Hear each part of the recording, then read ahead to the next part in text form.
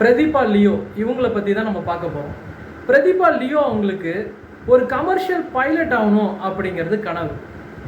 அதுக்காக aeronautical engineering join பண்ணுறாங்க. அந்த ஏரோநாட்டிக்கல் இன்ஜினியரிங் 2வது வருஷம் படிச்சுட்டு இருக்கக்குள்ள ஒரு கஷ்டமான ஒரு விஷயம் நடக்குது. அவங்க அப்பா தவறிட்டாங்க.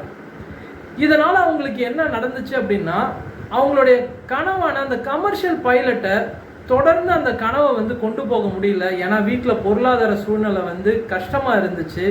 அதனால் அவங்க ஒரு முடிவு பண்ணுறாங்க, நம்ம இந்த கமர்ஷியல் பைலட்டுங்கிற கனவை விட்டுறணும் அப்படின்னு சொல்லிட்டு 4வது வருஷம் ஏரோநாட்டிக்கல் இன்ஜினியரிங் முடித்த உடனே அவங்களுக்கு ஒரு நல்ல வேலை கிடைக்குது. அந்த வேலையிலேருந்து அவங்க வந்துடுறாங்க. அதுக்கப்புறம் அவங்க என்ன முடிவு எடுத்தாங்க அப்படிங்கிறத தான் நம்ம பார்க்க போகிறோம். அவங்க என்ன சொல்கிறாங்க அப்படின்னா, ஒரு நாளைக்கு 24 மணி நேரம் இருக்குது. அந்த 24 மணி நேரத்தை நீங்கள் சரியாக பயன்படுத்தணும் அப்படின்னு சொல்கிறாங்க. அந்த 24 மணி நேரத்தில் உங்களுக்கு என்ன பிடிக்குமோ அதை செய்யணும் அப்படின்னு சொல்கிறாங்க. அவங்களுக்கு என்ன பிடிக்கும் அப்படின்னு பார்த்தீங்கன்னா, எழுதுறதும் படிக்கிறதும் ரொம்ப பிடிக்கும்.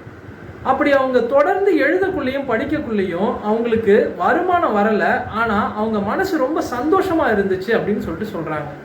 அதுக்கப்புறம் கூடவே என்ன சொல்கிறாங்க அப்படின்னா, தொடர்ந்து உங்களுக்கு பிடிச்ச விஷயங்களை செய்யக்குள்ள இந்த உலகமே உங்களுக்கான ஒரு வாய்ப்பை எடுத்துகிட்டு தரும் அப்படின்னு சொல்கிறாங்க.